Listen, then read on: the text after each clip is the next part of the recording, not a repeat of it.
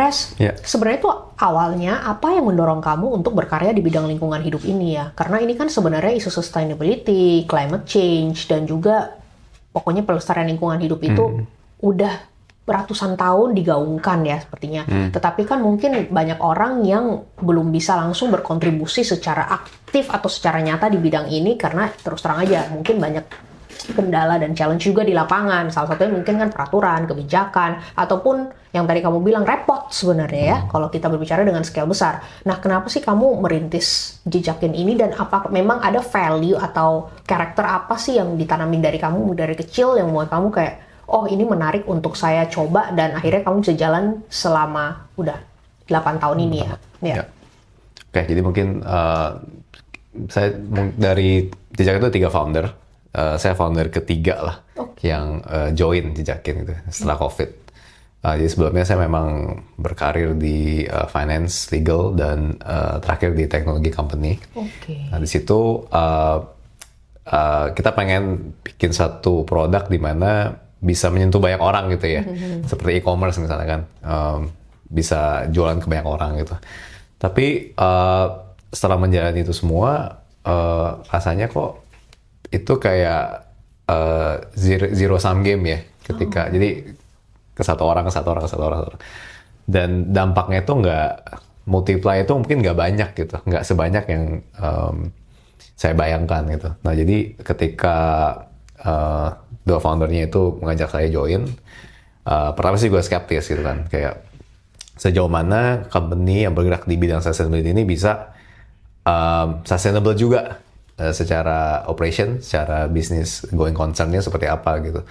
Tapi ternyata memang ketika kita punya tujuan yang baik gitu ya, tujuan yang baik dan memberikan dampak yang positif, itu ada aja tuh project-nya dapat. Terus jadi selain dari reward financial di company-nya, kita juga banyak tuh social return yang kita bisa kasih ke orang gitu. Nah di situ itu yang jadi apa ya dorongan ini sih untuk tetap berkarya sampai sekarang di Jejakin gitu.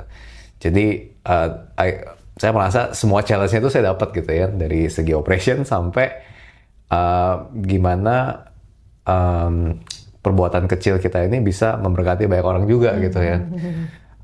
Di situ sih saya jadi merasa fulfill ya. Ya jadi sampai sekarang makanya masih berkarya di sustainable movement ini gitu. Tapi berarti pada awalnya tuh nggak pernah nyangka juga ya bakal masuk ke bidang ini ya? Iya, nggak kebayang sih. Nggak kebayang juga ya. Oke. Nah, aku juga mau nanya nih ya. Dari pengalaman kamu selama ada di Jejakin yang tadi kamu bilang saya merasa fulfill, saya melihat impact-nya ternyata bukan cuma ke satu orang tapi ke masyarakat luas seperti itu. Tantangan lingkungan hidup apa saat ini yang paling mendesak di Indonesia? Oke, jadi kebutuhan manusia tuh pada dasarnya kita semua tahu lah ya, makan, pangan, papan, sandang ya. Betul. Itu 3 kebutuhan utama lah. Jadi masyarakat di desa, masyarakat di hutan, mereka tetap butuh makan gitu. Jadi mereka akan mencoba mencari cara untuk mendapat hasil dari tempat di mana mereka hidup gitu. Nah, kadang mungkin kegiatannya itu nggak sustainable. Betul. Ya kan. Jadi karena memang kelihatannya mereka itu oke, saya butuh saat ini, jadi saya harus ya udah saat ini dulu gitu. Jadi nggak long term. Jadi sesimpel mungkin mereka menebang pohon, tapi nggak ditanam kembali, gitu kan. Jadi sebenarnya itu kegiatan yang merusak lah, sedikit merusak gitu. Dan juga mungkin tantangan lain adalah mungkin ada perusahaan-perusahaan yang tidak bertanggung jawab mengeruk sumber daya alamnya tanpa mereklamasi atau merestorasi ya kembali. Nah jadi itu banyak tantangan-tantangan seperti itu sih di lingkungan yang kita lihat ya. Dan di situ kita mencoba juga gitu. Contohnya misalkan kita ada program penanaman kopi. Kita lihat ke satu kelompok tani, mereka nanamin jagung saat itu. Kalau saya minta kelompok tani ini untuk menanam kopi, karena ada demand gitu ya. Mereka harus kan satu mereka makan jagung dan kita minta tanam kopi. Mereka kan berarti tetap harus makan. Betul. Gitu. Iya. Siapa yang memberi mereka makan nantinya? Sedangkan kopi itu 5 tahun baru tumbuh, baru ada hasil. Ya, jadi program yang kita lakukan itu jadi bukan sekedar penanaman, udah diubah ladangnya dari jagung jadi kopi, tapi ada pemeliharaannya. Jadi mereka juga mendapatkan extra income sehingga mungkin yang ladangnya sudah kita ganti ke kopi ini mereka tetap bisa membeli jagung atau beras atau singkong dan lain-lain gitu. Jadi kadang nggak sesimpel mengubah kondisi orang ya. Jadi keluarga saya sudah menanam jagung begitu lama, tiba-tiba jadi kopi gitu. Mungkin memang lebih menguntungkan. Betul. Tapi bukan berarti that's apa ya? Objektif mereka itu satu adalah saya butuh itu untuk makan gitu. Betul. Nah, jadi itu kita harus punya pendekatan sosial juga sih ke masyarakat-masyarakat yang kita dekatin ini gitu sih. Oke. Berbicara tentang petani ya. Udah berapa banyak mitra yang bekerja sama dengan Jejakin saat ini? Oke. Selain itu, berapa banyak timnya Jejakin yang ada di office dan juga di lapangan ya? Ya. Oke, jadi mitra kita bekerja sama dengan lebih dari 30-an mitra ya. Oke. Jadi mitra itu yayasan, kelompok, dan lain-lain. Lalu di bawah mereka ini, mereka menaungi banyak kelompok tani hutan, masyarakat-masyarakat.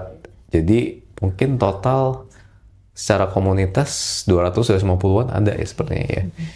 Jadi gimana mengselaraskan visi misi kita nih ke mereka semua ini juga challenging. Jadi so far tim Jejakin mungkin 50-50 lah. 50 itu back office termasuk tim teknologinya, tim GIS, support dan lain-lain gitu ya. Dan sisanya memang lebih banyak yang ke lapangan nih. Ya, jadi mereka mengassist dari sisi komunitasnya, dari sisi sosialnya, dari sisi teknis penanamannya. Jadi hampir lengkap sih tim kita untuk mengenable yang visi kita ini sih. Kalian juga bekerja sama dengan voluntary organization berarti ya, untuk aktivitas di lapangan atau di hutan misalnya ya? Ya, jadi kita punya program Jejakin Defenders. Itu kita mengajak anyone yang mau merasakan gimana sih melakukan kegiatan-kegiatan sustainable itu seperti apa gitu kan.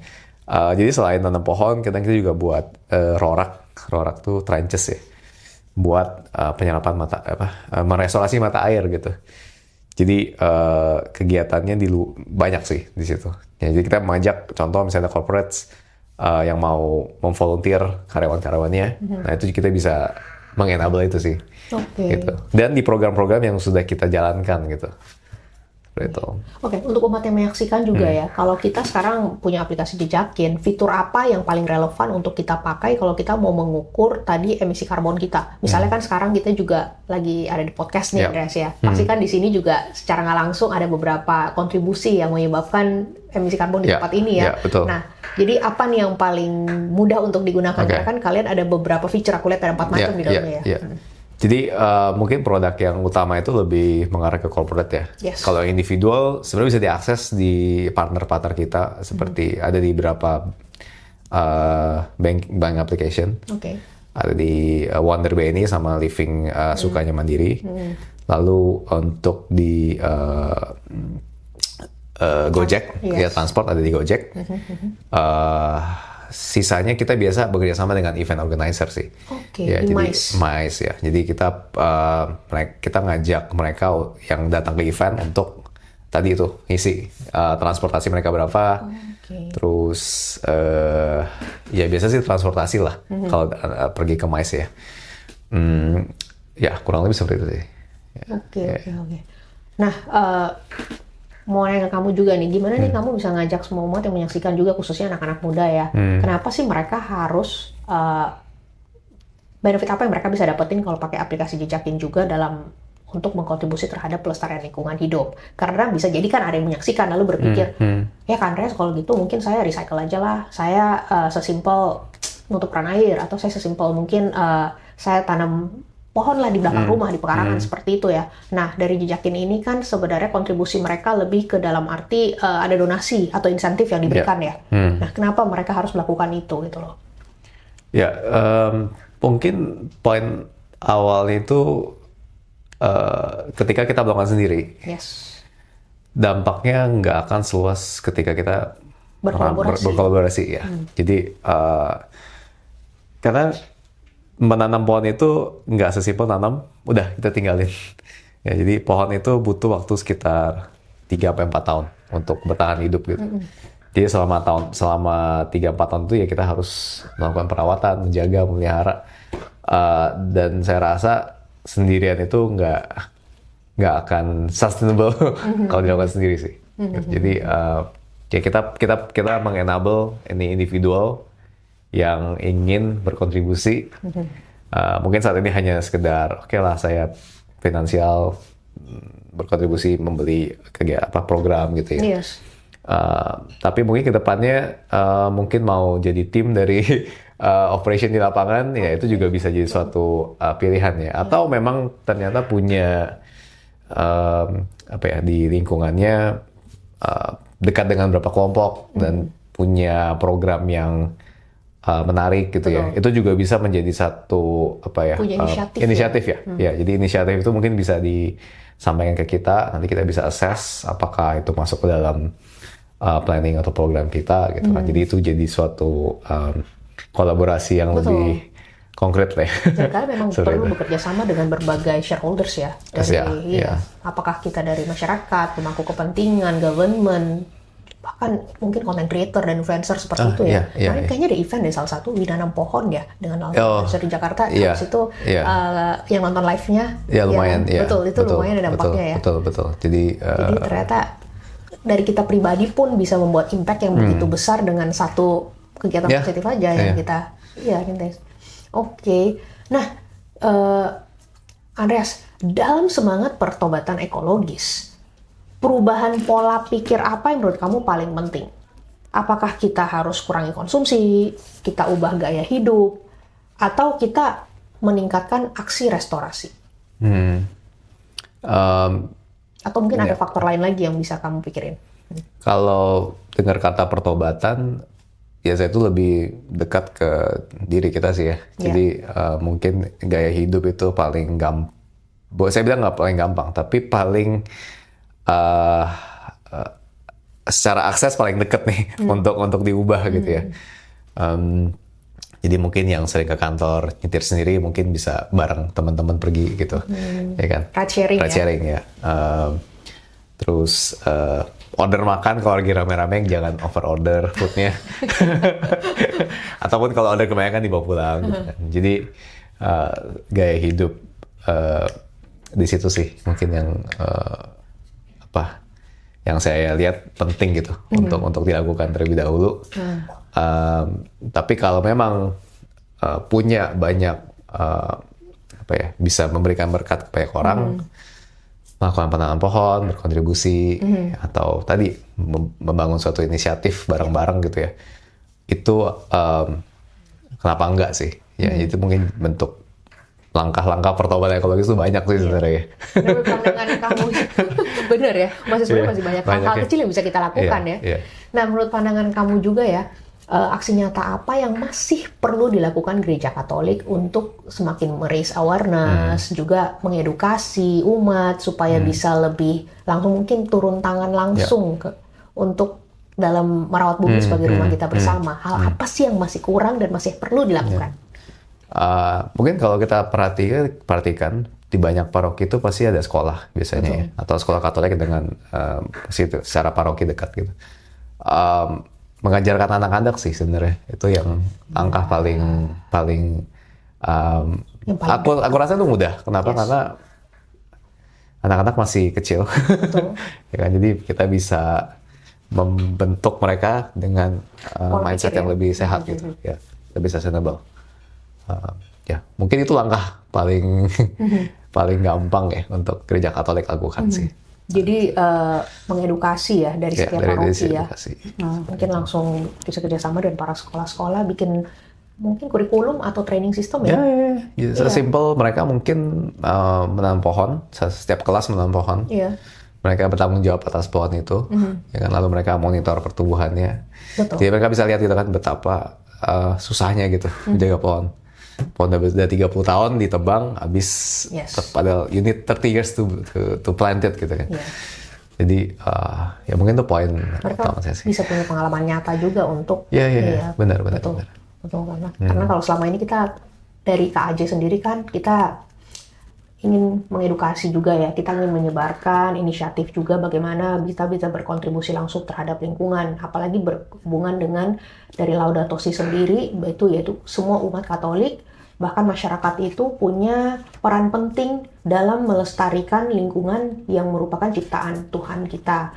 Nah, tetapi kalau kita cuma mengedukasi saja tanpa kita biasanya kan orang butuh bukti langsung, butuh pengalaman langsung seperti itu, butuh mencoba untuk mengetahui wah ternyata ini benar-benar efektif atau berguna buat saya apa enggak. Nah makanya kita juga mengajak nih semuanya ya, sebaiknya bagaimana kalau kita juga melakukan hal kecil, tanam pohon, apalagi pas zaman COVID tuh kayaknya banyak kan yang suka di rumahnya ya, biar juga karena ini berpengaruh juga loh buat kualitas kesehatan, kualitas hidup, kualitas udara kita, yang mana akan bermanfaat bukan buat kita sendiri ya, untuk keluarga kita, untuk generasi kedepannya juga ya. Betul. Oke. Nah, sebelum kita menutup, saya mau minta pendapat kamu nih ya, dan juga mungkin lebih ke wish. Apa harapan kamu bagi generasi mendatang nih di Indonesia terkait keutuhan alam ciptaan? Your dreams and goals. Wah, kayak berat. Yang kreatif juga boleh, siapa tahu nanti dikabulkan sama Tuhan kan?